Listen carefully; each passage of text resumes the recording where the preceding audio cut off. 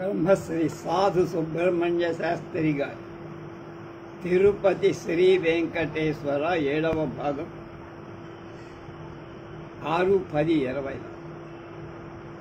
జనక మహారాజు త్రేతాయుగంలో మిథులను పాలిస్తూ ఉన్నప్పుడు ఆయనకు ఒక కూతురు, ఆయన తమ్ముడైన కుశధ్వజుడికి నలుగురికి వివాహం కాల. ఒకే రాజు కుటుంబం నుంచి ఆ నలుగురు కన్యలను వరులకు జనకుడికి దొరకల. ఆయన పురోహితుడైన శతానందుణ్ణి కలవగా అగౌరవంగా పూజాదులు చేశాడు. నలుగురు కన్యల వివాహ ప్రయత్నం చేయాలని జనక మహారాజుకు శతానందుడు సూచించాడు. జనకుని కూతురు సీతాదేవి ఆయనకు నాగేటి చారులో లభించిన లక్ష్మి అంశ సంభూతురాలైన కన్య అయినందువల్ల విష్ణువంశ సంభూతుడైన రాకుమారుడు భూతలంపై జన్మించాడా అని శతానందుణ్ణి జనకుడు అడగడం, భూమిపై అలాంటి కుమారుడు జన్మించే ఉన్నాడని, ఆయనకు 3 సోదరులున్నారు. వాడు నలుగురు సీతా, మాండవి, ఊర్మిళ, సుతకీర్తి అనే నలుగురు కన్యలను వివాహమాడటానికి యోగ్యులని శతానందుడు తెలిపి వెంకటాచల మహాత్మ్యాన్ని భక్తితో ఆలకిస్తే ఆయన కోరిక సిద్ధిస్తుందని బ్రహ్మకు అష్టదిక్పాలకులకు వెంకటాచల మహాత్మ్యాన్ని విన్నందువల్లనే పదవులు దొరికాయని, వెంకటాచల మహాత్మ్యాన్ని విన్నందువల్ల కలిగే శుభకర పుణ్యం వల్ల పాపాలు, దోషాలు, భయాలు, పేదరికం, దుఃఖం తదితర దురితాలు దూరమవుతాయని ఋషి అయిన శతానందుడు జనకుడితో గౌతమ మహర్షి తనకు ఉపదేశించిన వెంకటాచల మహాత్మ్యాన్ని, వెంకటాద్రి వివిధ యుగాలలో కలిగిన పేర్లను, ఆ పర్వతానికి వరప్రధాన శక్తిని, శుభగుణాలను, ఆ కొండపై ఉన్న పవిత్ర తీర్థాలను, ఆకాశరాజు పెంపుడు కూతురైన పద్మావతితో వెంకటేశ్వర స్వామి వివాహాన్ని వివరించి చెప్పారు. శ్రీ వెంకటాచల మహాత్మ్యాన్ని విని ప్రతిరోజు ఉదయం భక్తితో వెంకటాచలాన్ని స్మరిస్తే గంగా నదిలో 100 సార్లు స్నానం చేసినంత ఫలం, 1000 సార్లు 3 సముద్రాల సంగమ స్థానం రామేశ్వరం దగ్గర స్నానం చేసినంత ఫలం లభిస్తాయని వివరించారు. అది విని జనకుడు వెంకటాచల తీర్థ దర్శనం చెయ్యాలని కోరి కొందరు మంత్రులతో శతానంద మహర్షితో కలిసి ప్రయాణించి అక్కడ కొన్నాళ్ళున్నాడు. స్వామి పుష్కరులలో ప్రతిరోజు స్నాన సంధ్యాదులు చేసి శ్రీ భూవరాహ స్వామిని, వెంకటేశ్వర స్వామి అర్చించి మిథిలా నగరానికి తిరిగి వెళ్ళారు. వెంకటాచలాన్ని దర్శించిన పుణ్య ఫలం వల్ల కొంతకాలాన్ని శ్రీరాముడు సీతాదేవిని, లక్ష్మణుడు ఊర్మిళ, భరతుడు మాండవిని, శత్రుఘ్నుడు సుతకీర్తిని వివాహం. నైమిషారణ్యంలో సూత పౌరాణికుడు శ్రీ వెంకటేశ్వర మహాత్మ్యాన్ని వర్ణించి చెప్పగా విన్న ఋషులంతా ఆ దివ్య కథలకు పులకితులై ఇంకా తమకు తృప్తి లేదని, కలియుగంలో వెంకటేశ్వరుడు వెంకటాద్రిపై ఏ రూపంలో విలసిల్లుతాడు, ఎలాంటి కోరికలు తీరుస్తాడు, ఆయన అనుగ్రహించే వరాలు ఎలా ఉంటాయో తమకు వివరించాలని సూతుడు కలియుగంలో నెలకొనే పరిస్థితులు వెంకటేశ్వరుడు అనుగ్రహించే వరాలను గూర్చి వివరించారు.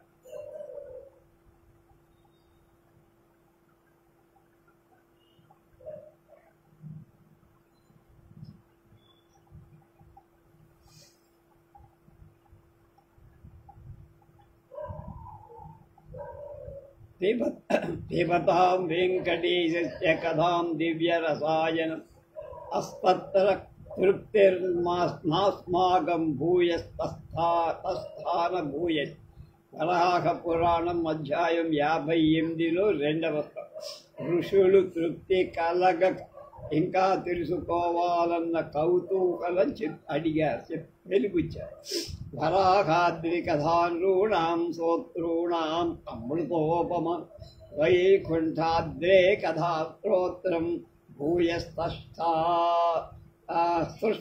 వివర్ధతే బ్రూహి తేషాం తు తీర్థానం మాహాత్మ్యం పుణ్యవర్ధనం.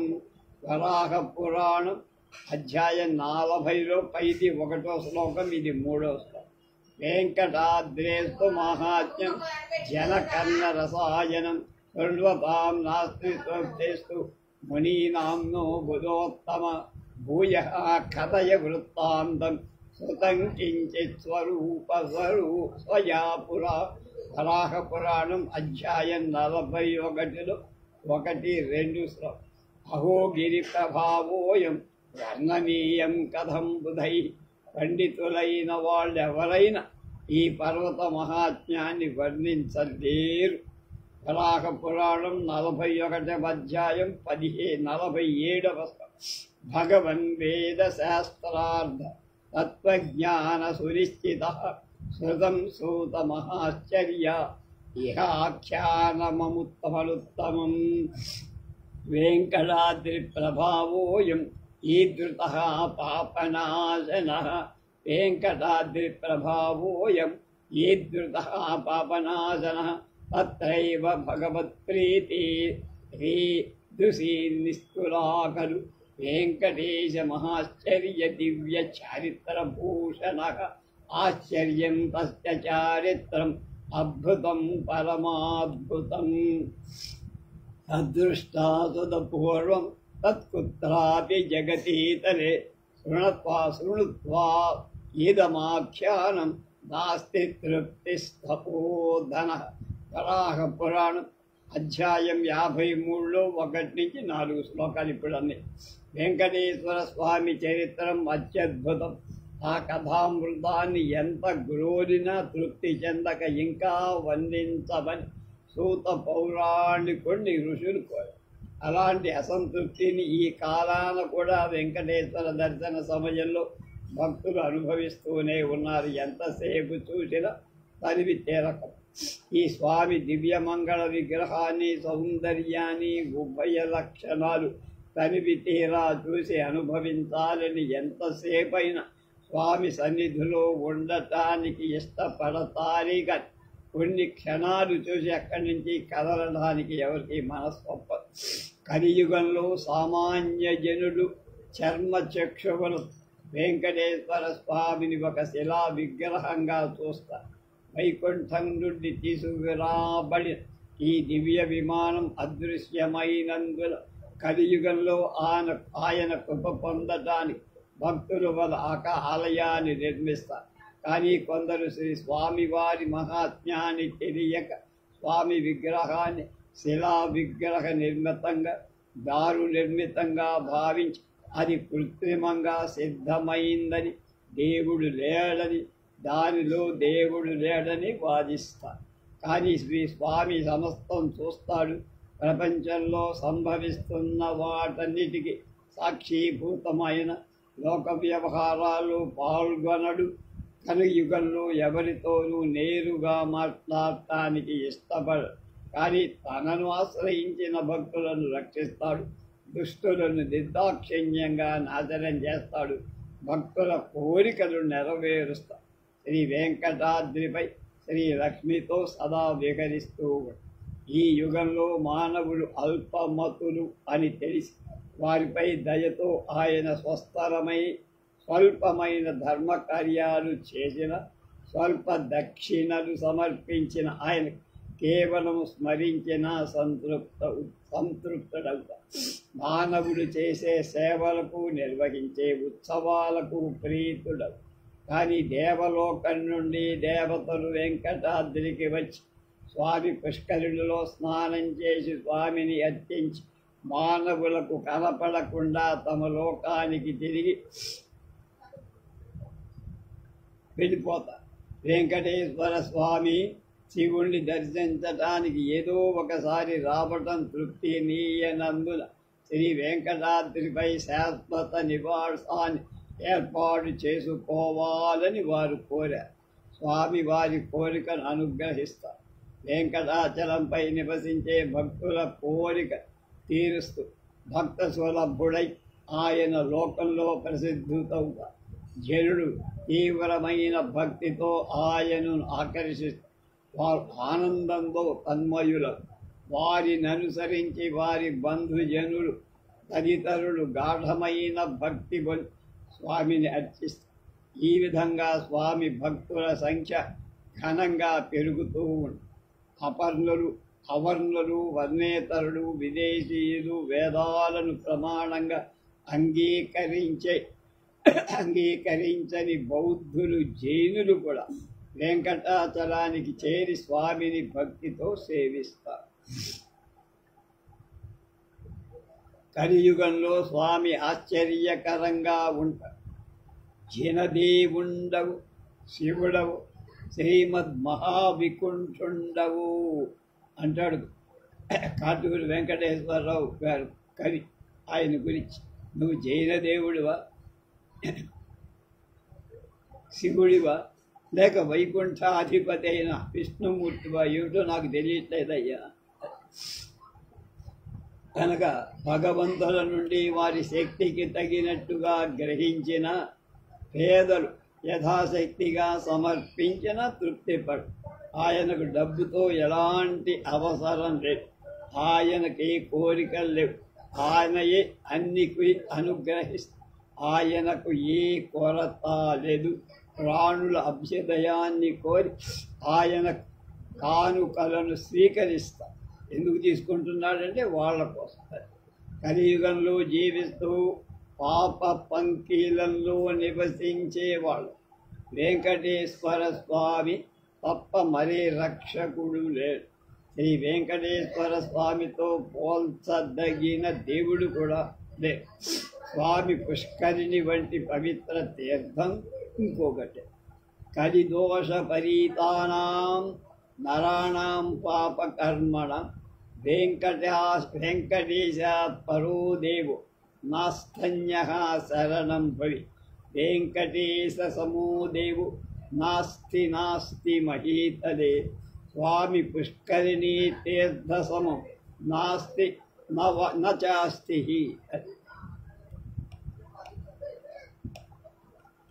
9వ అధ్యాయం.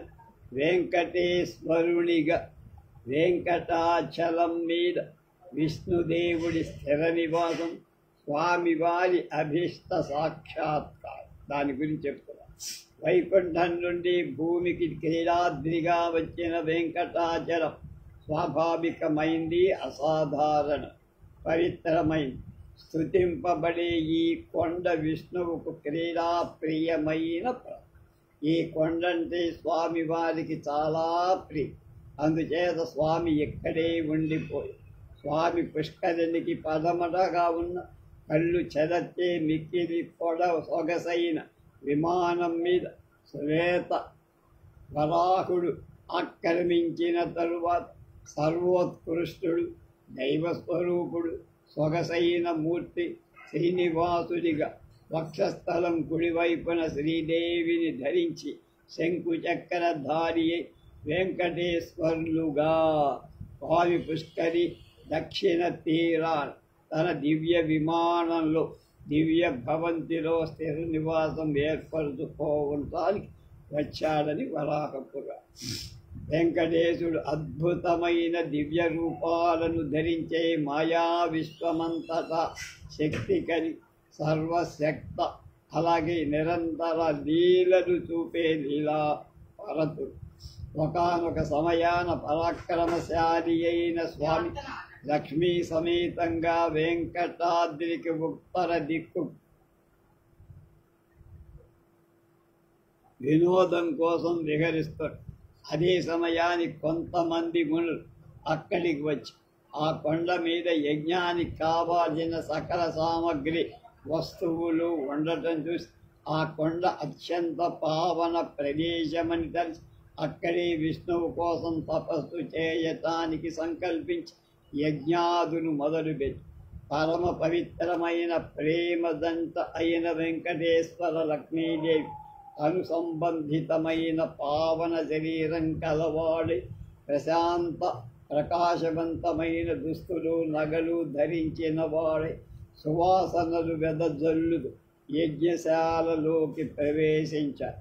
వారిని చూసిన మునులు దిగ్భ్రాంతి చెంది వారి వద్దకు వెళ్ళి ఇలా అడిగారు, రాజా, ఎక్కడి నుంచి వచ్చావు? నిన్ను కన్న ఆ అదృష్ట దంపతులెవరు? నీ పేరేమి? వివరాలు మాకు చెప్పండి. వారి ప్రశ్నకు విష్ణువు ఇలా జవాబిచ్చి, నేను రాజు, క్షత్రియుడిని కాదు, బ్రాహ్మణుడిని కూడా కాదు. నాకు కులం లేదు, తల్లిదండ్రులు కూడా లేదు, నాకు ఎటువంటి స్థిర నివాసం లేదు. విశ్వమంతటా ఉంటా, నేను అన్ని పదార్థాలు తింటా, నేను నలువైపులా నిరర్ధకంగా తిరుగుతూ ఉంటా, నేను అన్ని రూపాలు ధరిస్తా. నాకు ప్రత్యేకమైన నిర్దిష్టమైన పేరు ఏది? నేను గుణాలన్నిటికీ అతీతుణ్ణి. నేను కేవలం మిమ్మల్ని దర్శించుకోవటానికి ఎవరిని? మునులు ఇక్కడికి వచ్చి అంతే. అన్ని వరాహ పురాణంలో ఉంది. దీనికి సంబంధించిన సంస్కృత శ్లోకం.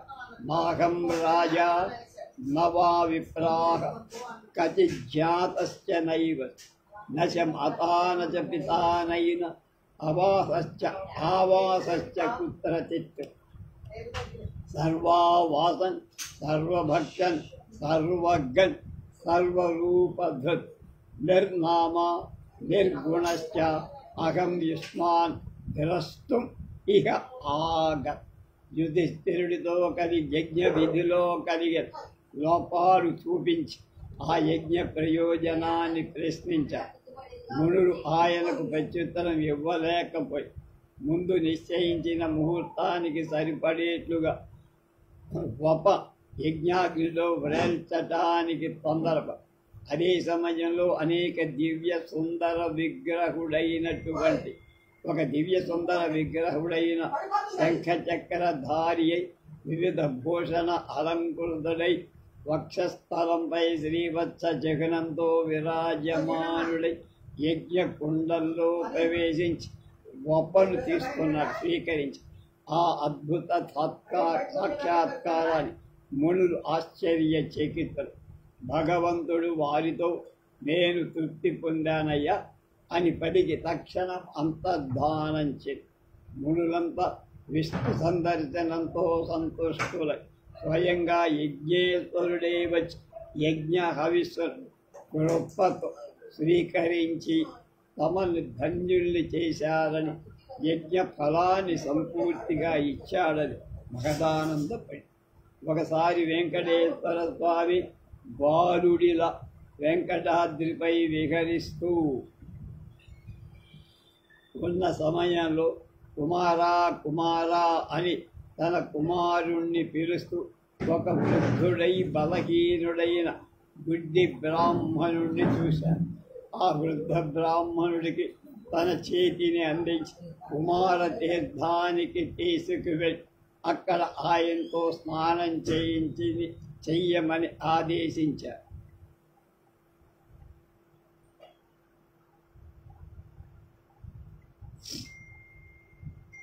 ఆ వృద్ధ బ్రాహ్మణుడు స్నానం చెయ్యగానే 16 ఏళ్ల తరుణ వయస్కుడుగా మారిపోయాడు. ఆ తర్వాత శ్రీ వెంకటేశ్వర స్వామి ఆ బ్రాహ్మణుడికి యవ్వనాన్ని ప్రసాదించడమే కాదు, ఆయన నిత్య నైమిత్తిక కర్మల యజ్ఞయాగాది నిర్వహణకు అవసరమైన సిరి సంపదలు ఆయన కోరిక అనుగుణంగా అనుగ్రహించి తరుణ వయస్కుడుగా మారిన, అంటే 16-20 ఏళ్ల కుర్రాడుగా మారిపోయాడు ముసలాయి.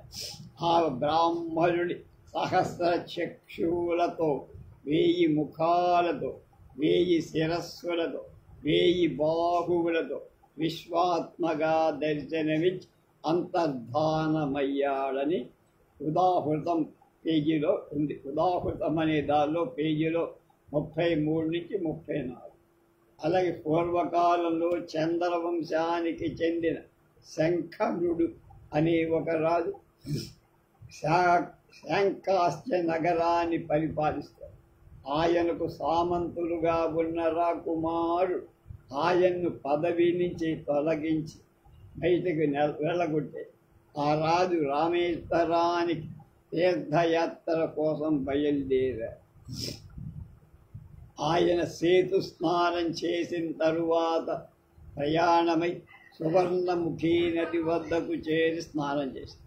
తర్వాత పద్మ సరోవరానికి చేరి స్నానం చేసి నిత్య పూజాధికాలు పూర్తి చేశారు. తన జీవితంలో కలిగిన వైపరీత్యాన్ని తలచుకొని దుఃఖించారు. తలదాచుకోవటానికి వీలు లేని సంచార జీవితం, వెగటుబట్టి దుస్సహమైన జీవితం కంటే సాగు మేలని భావించారు. ఎక్కడికి వెళ్ళాలో, ఏం చెయ్యాలో, తన జీవితాన్ని ఎలా కొనసాగించాలో ఆయనకి ఏమి పాలుకోవట. దుఃఖిస్తూ ఆయన నిద్రపోయి ఒక అశరీరవాణి ఆయనకి ఇలా వినిపించి, రాజా, నువ్వు వివేకవంతుడి, దుఃఖించకూడదు, ధైర్యంతో జీవించాలి. ఇక్కడ నుండి 2.5 మైళ్ళ దూరంలో జగత్ ప్రసిద్ధమైన వెంకటాచలము అద్ధి జనానికి కామధేనువుగా, కల్పతరువుగా, చింతామణిగా, కోరికలను ఈడేర్చి దుఃఖ విముక్తులను చేసే కమలాపతి శ్రీ వెంకటేశ్వర స్వామి ఆ కొండ మీద నివాసం ఉన్నాడు. ఆయన కృప స్వయం వ్యక్తం దీర్ఘేతుక జాయమానం. ఆ కొండపైనే ప్రసిద్ధమైన స్వామి పుష్కరిణి. ఆ స్వామి పుష్కరిణి పశ్చిమ తీరంలో ఒక పెద్ద పుట్ట ఉంది. ఆ పుట్ట పక్కనే నీ ఒక కుటీరాన్ని ఏర్పరచుకొని వెంకటేశ్వర స్వామిని 6 మాసాలు ప్రతిరోజు 3 సంధ్యలు, త్రిసంధ్యలు స్వామి పుష్కరిణిలో స్నానం చేసి నిత్య పూజాది ధార్మిక విధులు నిర్వహించి నీకు రాజ్య ప్రాప్తి కలుగుతుంది అన్న. ప్రోత్సాహకరమైన ఆ మాటలు వినగానే ఆ రాజు హృదయం ఆనందంతో నిండిపోయింది. పర్వతాన్ని అధిరోహించి స్వామి పుష్కరిణి వెది దగ్గరలో చిన్న కుటీరం నిర్మించుకొని యథోక్తంగా స్వామి పుష్కరిణిలో స్నానం చేస్తూ నిత్య పూజా విధానాన్ని, తపశ్చర్యలు ప్రతిరోజు త్రిసంధ్యలు 6 మాసాల పాటు చేశారు. ఒకనాడు అకస్మాత్తుగా స్వామి పుష్కరిణి మధ్య భాగను ఒక తేజోమయమైన దివ్య విమానం కండి శంఖుచక్ర గదాది ఆయుధాలు ధరించారు. శ్రీయంపది శ్రీదేవి భూదేవి ఇరు పార్శ్వాల్లో శోభించగా ఆ విమానంలో విరాజమానుడై ఉన్న బ్రహ్మ, మునులు, సిద్ధులు, దేవగణాలు అక్కడికి చేరారు. ఆకాశం నుండి దుందుభులు మోగాయి. అప్సరసలు నృత్యం చేశారు. దేవగణం వేద మంత్రాలతో శ్రీయంపతిని స్తోత్రం చేశారు. శంకరుడు ఆశ్చర్యచకితుడయ్య ధ్యానం నుండి లేచి ఇలా ప్రార్థించాడు, దేవాదిదేవ, నువ్వు అనుగ్రహించిన రాజ్యాన్ని శత్రువులు అపహరించి నన్ను రాజ్యభ్రష్టుణ్ణి చేశారు. ఓ జగన్నాయక, దయాసముద్ర, నన్ను దయతో రక్షించు. నీ దర్శనంతో నేను కృతార్థుణ్ణయ్యాను అని అంటే దేవదేవుడు ఇలా, నీవు భక్తితో స్వామి పుష్కరిని సేవించినప్పుడే నీకు రాజ్యప్రాప్తికి వచ్చేసింది. అక్కడ వచ్చేసారు మీ వాళ్ళంతా, రాజ్యాన్ని ఆక్రమించేశారు కనుక శత్రువుని పారదోలేశారు. భక్తితో స్వామి పుష్కరులలో స్నానం ఆచరించే భక్తులు వాళ్ళ శ్రద్ధా భక్తులకు అనుగుణంగా స్వామిత్వం అంటే పరిపాలన అధికారం లభిస్తుంది.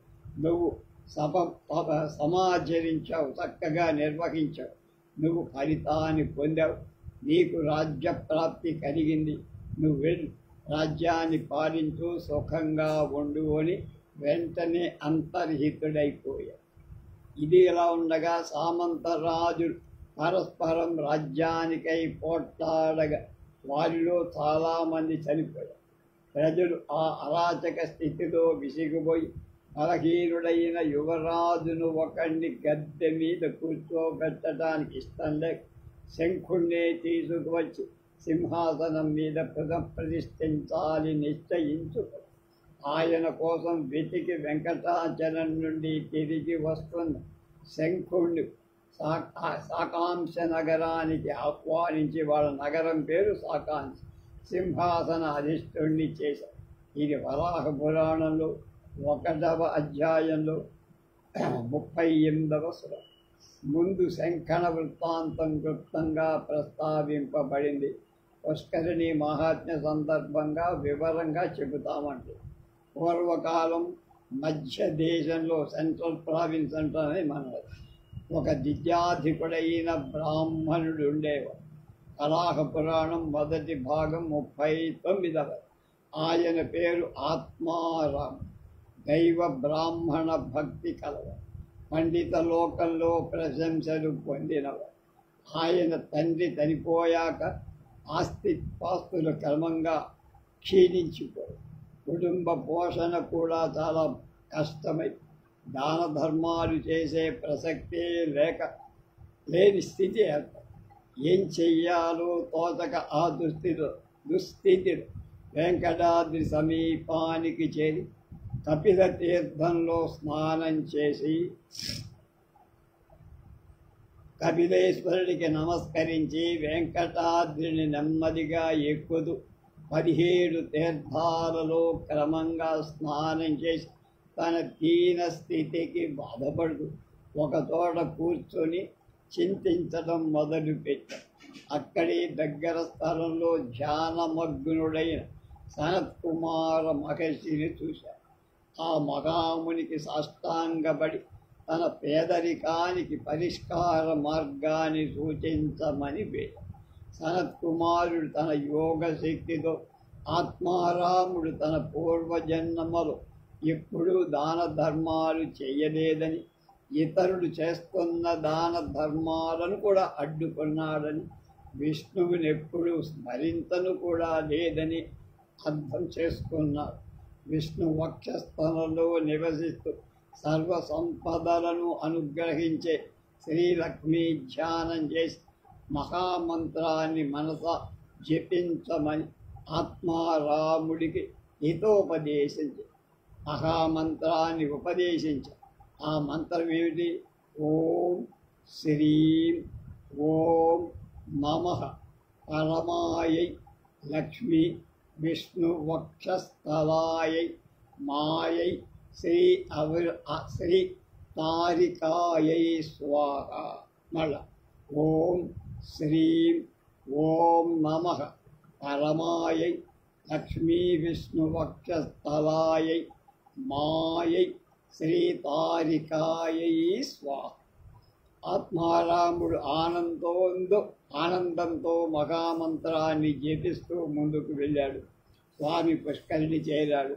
పుష్కరిణి తీర్థం మందాకిని విరజా నదుల నుండి చేరిందని భావించి స్నానం చేశాడు.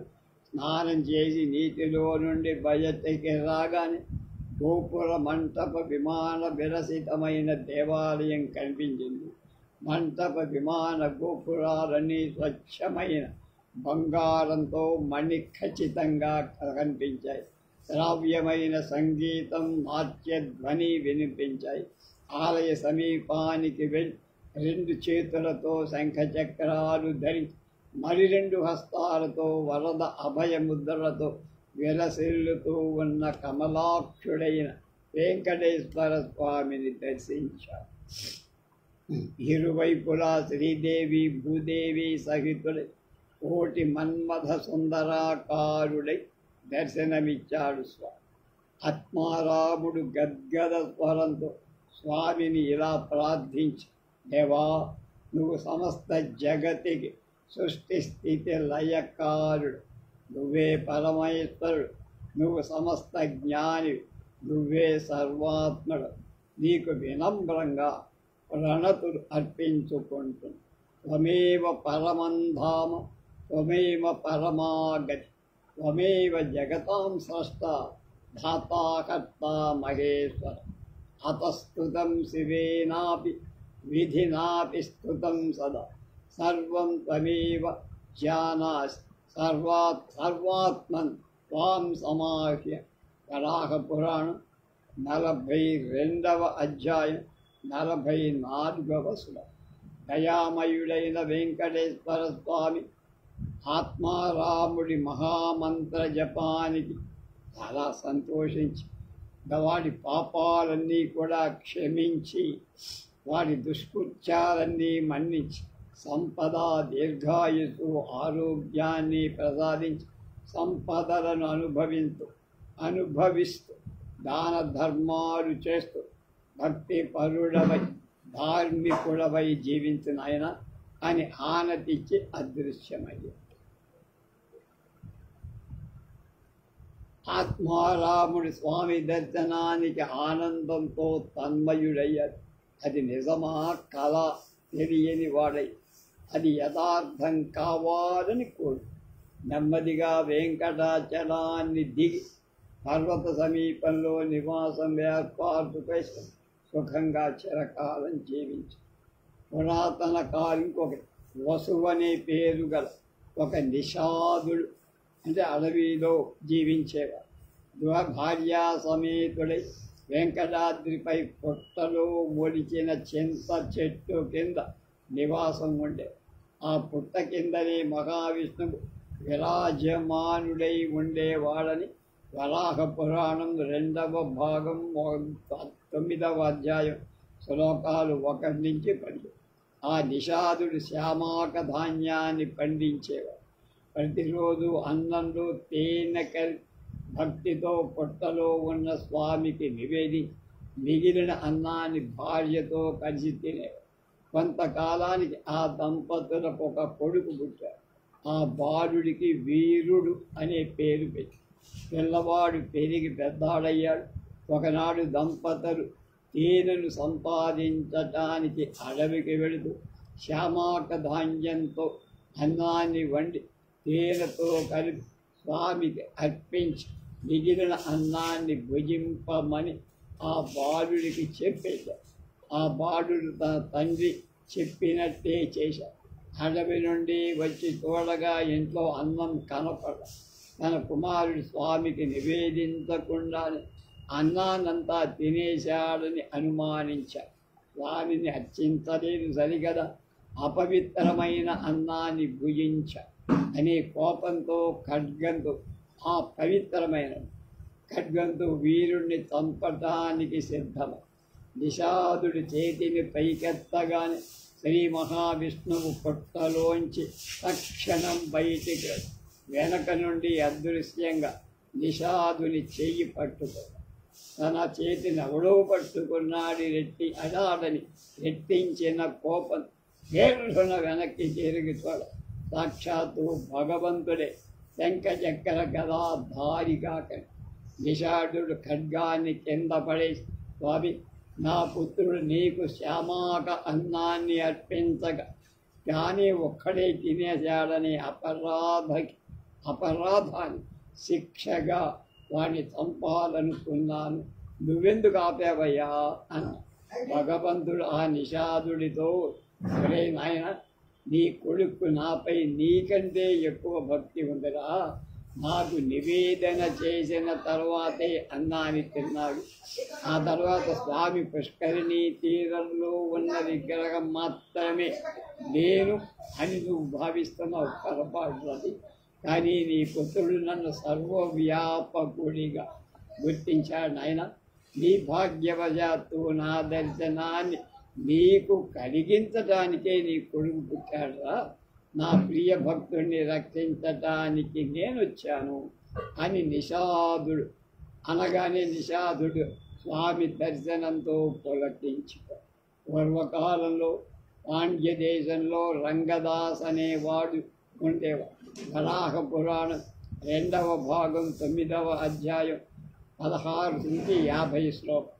రంగదాసు బాల్యం నుండి విష్ణు భక్తి కలవాడై ఉండేవాడు. ఉత్తర దిశగా తీర్థయాత్ర చేస్తూ నారాయణపురం చేరు అక్కడ వరాహ స్వామిని అర్చించి వెంకటాద్రిపై నివాసమున్న వేణువాసుని గురించి విని ఉత్తరాదిగా ముందుకు సాగి స్వర్ణముఖి నదీ తీరాన్ని చేసి అక్కడ స్నానం చేసి ఉత్తర తీరంలో ఉన్న శుకపురిలో ఉన్న పద్మ సరస్సులో స్నానం చేసి ఆ నగరంలో ప్రతిష్ఠింపబడిన కృష్ణ బలరాములను అర్చించి తన ప్రయాణాన్ని ముందుకు సాగించాడు. అడవిలో నడుస్తూ పర్వత సమీపానికి అక్కడ శివుణ్ణి అర్చించి ఆ శివుణ్ణి కపిల గోవు పూజించి శివాలయానికి ఎదురుగా ఉన్న చక్ర తీర్థంలో స్నానం చేశారు. చక్ర తీర్థం పరమ పావనమైంది. అది దానికి లోతంతో ఎవరికి తెలియదు. అక్కడి నుంచి వెంకటాచలం బయలుదేరారు. కపిల తీర్థానికే చక్ర తీర్థం అంటారు. నగర చక్రవర్తి అచ్యుత దేవరాయలు క్రీస్తు శకం 1453 ఇంగ్లీష్ సంవత్సరం 25 జూన్ 1530 రాజ్యాన్ని పాలించిన 2వ సంవత్సరంలో 4 శిలాఫలకాలపై తమిళ, తెలుగు, కన్నడ భాషలలో శాసనాన్ని చెక్కించి ఆ శాసనంలో తెలుగు, కన్నడ భాషల్లో చక్రతీర్థమని, తమిళ భాషలో ఆళ్వార్ తీర్థమని చెప్పి 4 వైపులా పాటించి పురాణ కథలో రంగదాసు తీర్థంలో మొదట స్నానం చేసి తర్వాత శివుణ్ణి అర్చించి శివదర్శనం తరువాత తీర్థంలో స్నానం చేసినట్టుగా శివదర్శనం తరువాతనే వెంకటాచలాన్ని ఎక్కడం ప్రారంభించినట్టుగా ఉంది. పురాణంలో పురాణకర్తలో అప్పటి సమాజంలో ఉన్న మత అభినివేశాన్ని ఇది చమత్కారంగా దారిలో రంగదాసు వైఖానస గోపీనాథుణ్ణి కలిశారు. ఆయన వెంకటేశ్వర స్వామి పూజకై వెంకటాచలం వెళుతున్నారు. ఆయనతో కలిసి